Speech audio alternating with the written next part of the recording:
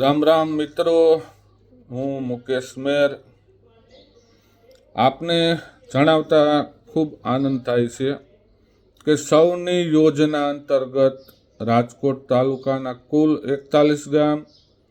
કોટડા સાંગાણીના 9 ગામ અને જસદણ તાલુકાના 3 ગામ, આમ સિંચાઈ યોજના અંતર્ગત કુલ 41 ગામના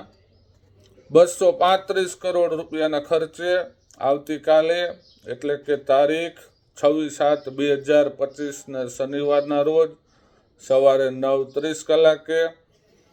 સરદાર મુકામે રાજકોટ ભાવનગર હાઈવે ઉપર HP પંપ પાસે પાણીદાર નેતા પાણી પુરવઠા મંત્રી શ્રી કુંવરજીભાઈ બાવળિયાના હસ્તે 41 ગામના ખેડૂતોને સિંચાઈનો લાભ આપવા માટે આ યોજનાનું ખાતમુહૂર્ત થવા જઈ રહ્યું હોય ત્યારે સૌ આજુબાજુના ગામના ખેડૂત મિત્રોને નમ્ર વિનંતી કે આવો કાલે સરદાર 9:30 કલાકે આપણા યોજનાના ખાતમુહૂર્તમાં ભાગીદાર થઈએ અને આપણા વિસ્તારને પાણીદાર બનાવીએ.